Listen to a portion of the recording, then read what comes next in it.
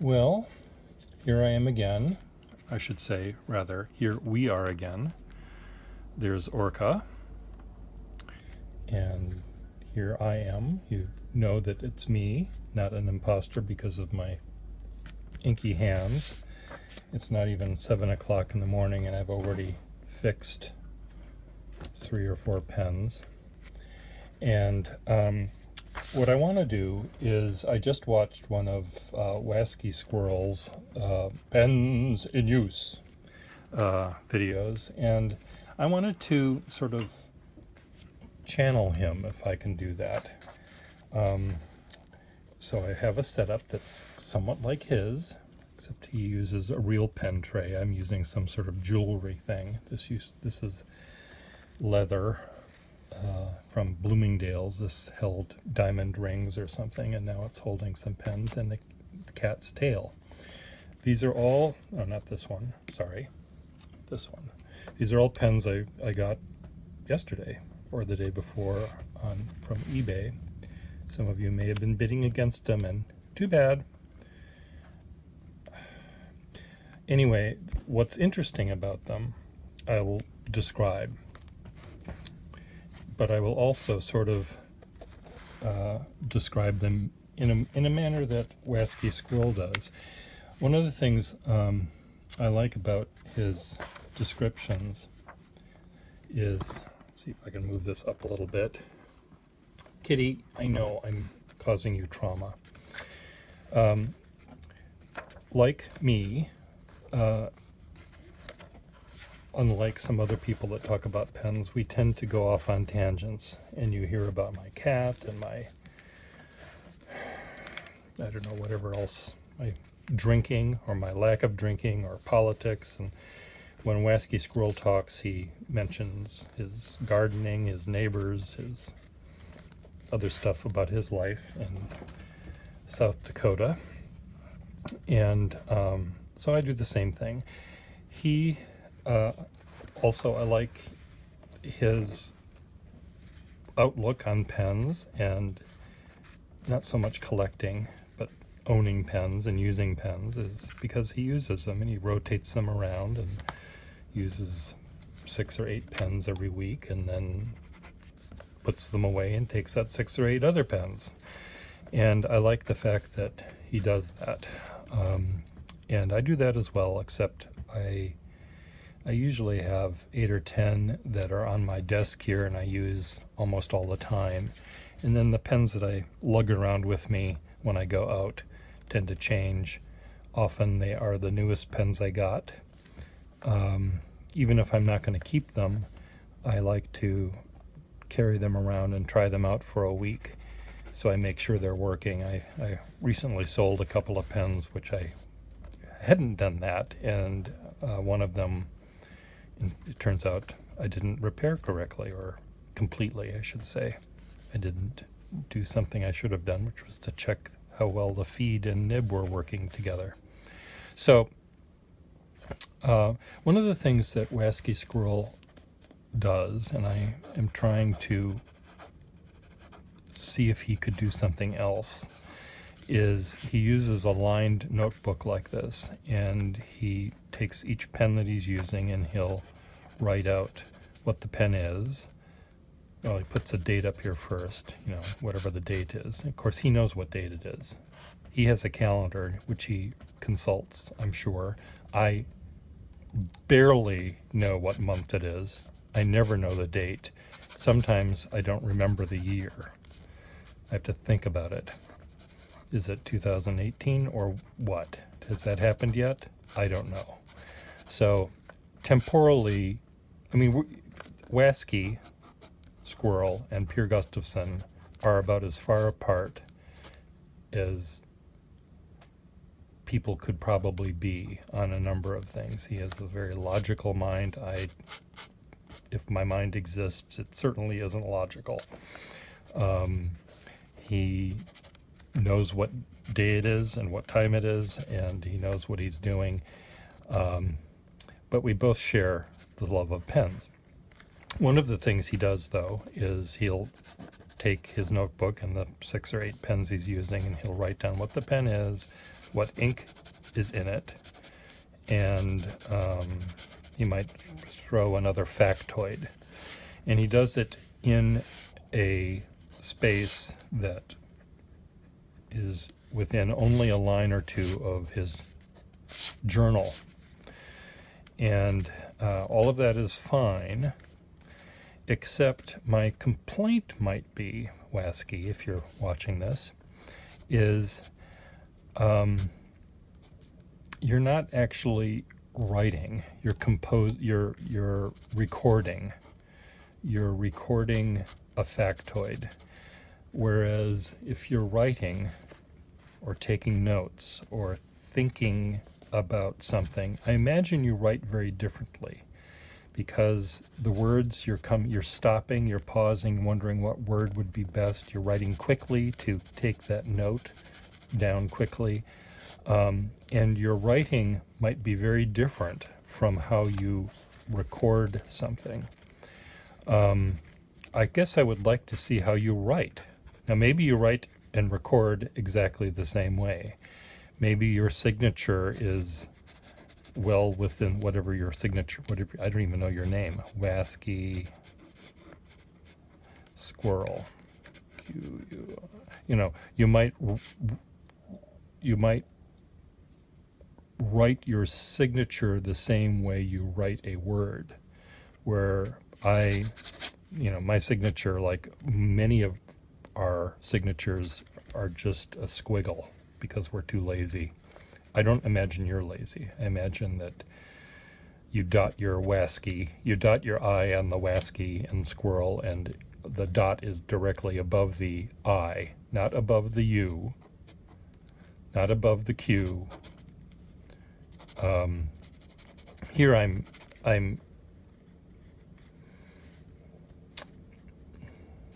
trying to think how I want to word this. There's something about you, Waski, that is a little wild. The fact that you call yourself that, and the way you say pens in use, makes it sound like you are a little bit wilder than your writing might suggest. There's a wild side of Waski.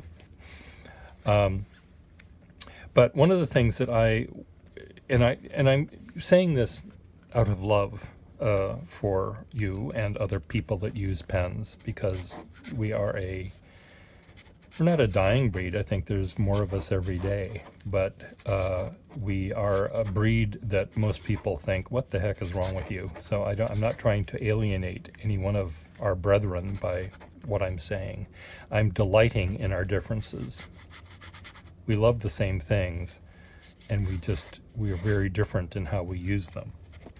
So, but I've sold pens to people for 30 years, and I've fixed pens for people for 30 years as well. And sometimes these pens were owned by the person when they were they brought in their Esterbrook that they had when they were in school. And now, 60 years later, I fix it for them, and they're just delighted that they're able to write with this thing that they hadn't been writing with in 60 years. And it's really quite fun to watch them write, and to, or if I'm selling a pen to someone, I'll, hand them a pen and I'll show them, how it works. And there was one guy that I would, he would spend probably 3 hours selecting the pen he wanted to buy. I'm exaggerating. He would spend an hour, trying out a pen to buy. And I would hand him a pen, and all he would do was make lines like this. He would make a lowercase n, and then he would try another pen and make a lowercase n, or a squiggle, whatever it is. And I would say, how do you, when you buy a new car, what do you do? Just go up and down the lot? Or do you actually take it out on the highway? Take it out on the highway. And this, Waski, this is what I think I'd like to see you do. Take it out on the highway. Use a different notebook or just a piece of paper, and write a sentence, take dictation, turn on the news in the background, and try to write. That's often what I would tell a pen customer too. I said, because they would sit there and they would write their name or whatever, and that's not enough. You have to sort of do something more. And sometimes they did. There was one woman who was writing things, and I'm looking at her writing and I'm looking at it upside down, but I'm pretty good at reading things upside down. And I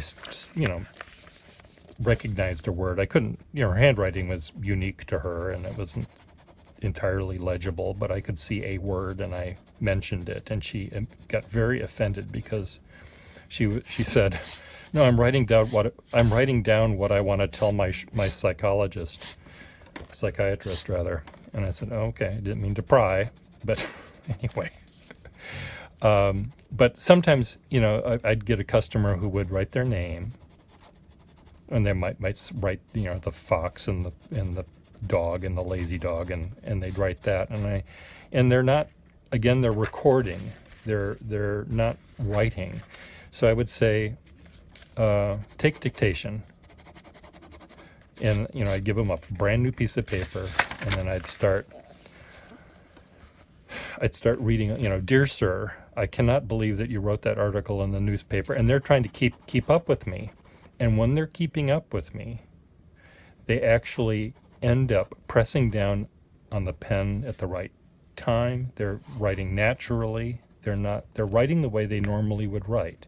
Maybe not like they're writing a shopping list, but they're writing a thought that they might have, because their thoughts are quick in most of the time.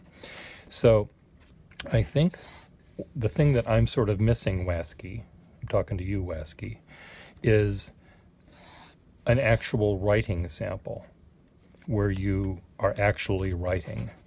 Here's a thought I want to record. Here's notes I want to take. Here's my signature. Now maybe you could, in addition to your, the name of the pen and the blah, blah, blah, and the ink you're using, you could sign your name. And if you don't want to sign Waski, pick John Hancock, pick a different John Smith, pick a different thing, but treat it like a signature, because a signature is, as you might know, or all of us might know, signatures are fast. We don't even think about them. Our hand just moves. We don't have to spell our signature. We don't have to think about it. Our hand will make that mark. And I think that's an important test for a pen. Can it keep up with you? Does the ink flow fast enough for you to actually write your signature? Oftentimes, the ink flow in a pen is not fast. It works okay for writing your shopping list. Okay, I need eggs, milk, chocolate,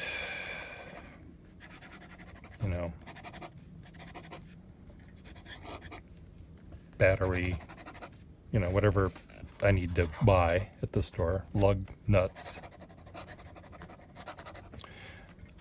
But for writing notes, especially for writing notes, I think, your Waski is a teacher. I don't know what he teaches, but I bet it's something scientific.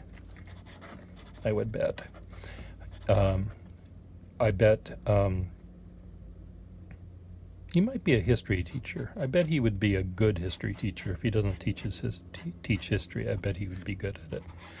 But I have a feeling it's more scientific, because his approach to how he talks about his pens and how he uses them is very logical. He could teach math too, I suppose. Math. He'll let me know, I'm sure, and sue me for defamation of character.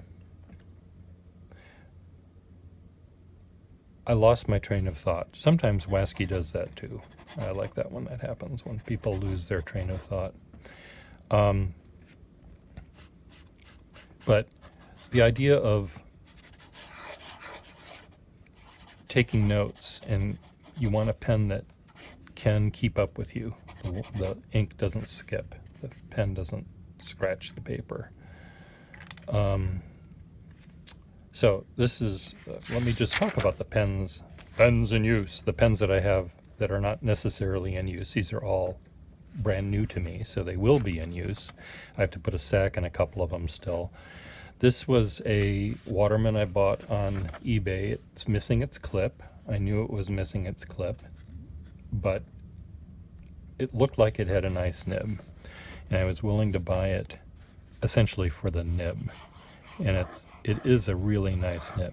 Oh, another thing, Waski, and all the rest of you, aligned paper is a little restrictive. Imagine you had to dance, and you were dancing down the hallway of a hotel. You know, it was really long, but it was only 6 feet wide. Well, how much? What sort of? Well, of course, dancing these days, all you do is hop up and down. Stupid dancing. But I'm thinking Fred Astaire and Ginger. Yes, they could figure out a way to dance up and down a hall and make it look good. But regular people, you have room to dance around.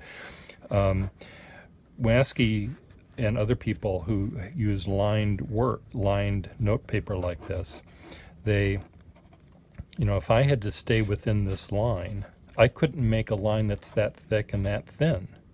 I mean, I have to write it very slowly, I guess, in order to make that happen. Be very conscious. But even, I don't think I can make a line that's that. I can't do that because in order for it to do this and this, I have to go fast. And in order to go fast, I have to write big. I can't, when I write, the smaller I write, I'm really trying, I can't make a line that's thinner than that. That's as thin as it gets, which is twice as fat as this. But by going fast, it's not so much the ink doesn't come out as much when I'm going fast. That's not it. It's the fact that I'm almost lifting the nib off the paper. It's like, think of your airplane going down the runway. It's lifting up. That's still touching. The wheels are touching, but they're not holding the plane up. They're not holding tons of weight on them, but they are still on the ground. And you're able to make that thin line. So, Waski, again, this is for you. If you like lines, that's fine. Print them out on paper that are bigger, or just pay attention to the bottom line. Don't ignore the top line, and you just, use the bottom as a guideline. And this will allow you to be able to use your pen to the fullest extent of its abilities. It will make thin lines and thick lines. You can go fast. You can write. I think that this is just really, really constricting. It's just it's sort of painful because I can see the pens that you use can do so much more, but they can't when they're trapped. So and you can still do what you're doing in this thing, but maybe on the back page of the one before, you just scribble. Let's see what these pens can do. You don't have to write a word or write John Hancock or Waski Squirrel or write something. You don't have to be calligraphic. You don't have to do any. It's just would be just a big figure 8. Take it out on the highway, on the Autobahn. It doesn't have to be the Autobahn. It could be the highways where 55 miles an hour are. But going up and down the driveway, that's what this is like. That Maserati isn't doing what it wants to do. It doesn't mind going slow, but it doesn't want to. It wants to do this. So see if that will help you, I guess, in conveying the how the pens are different from each other. You know, some may not want to do this. Some really want to stay that tight, and I've got pens that are like that as well. This was a set. I'm changing the subject now. This is a set I bought on eBay, and it was weird. I thought it was a weird thing, and it is weird. It still is weird, but I don't think it's legitimate. This is a perfectly good pen, as you can see, an 0552 and a half V, which means it's a Waterman 0552 and a half V in Gothic, which means it's the 05, meant it's gold fill, not solid gold. If it was solid gold, it would be a 552 and a half V, but it's gold fill, so it's 05. The 5 the second 5 means it's a lever filling pen, and the 2 means it's a number 2 nib, and the half means it's thin. This is a full 52, but this is a 52 and a half, so it's thin. And the V means short, or vest pocket pen, or ring top pen. This says it's a 0572 and a half V, which the only thing different here is the 7, which meant it, as you can see, it doesn't have a lever. It's a eyedrop fill screw cap pen, but this is a pencil, and I saw this and I thought it was legitimate, and maybe in a weird way it might be. I don't really know. They could have made these, but normally the pencils don't have a cap. Why would you put a cap on a pencil? And I thought it was really, really fun and really weird, but I think it's just a marriage, as they say. Someone crammed this in here, but I happen to like it. Even though it's fake. It's fake. Fake, folks. It's fake. It's fake. Fake news. Fake. This, on the other hand, is true.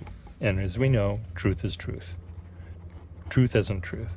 This actually has a sort of a stub nib, barely, but it's flexible. It wants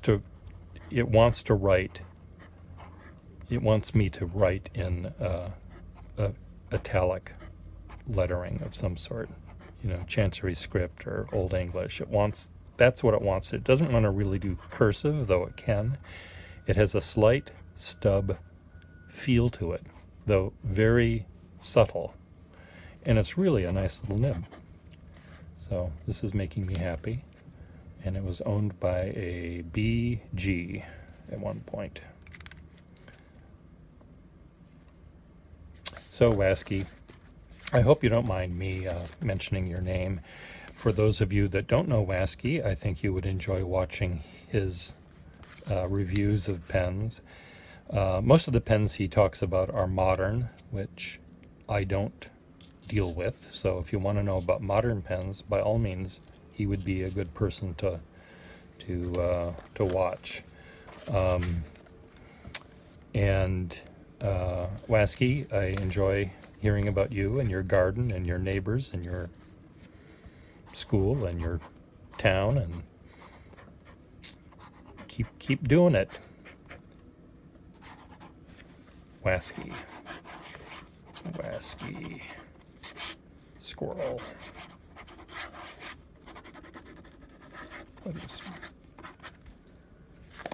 Ta-da. Say goodbye, kitty.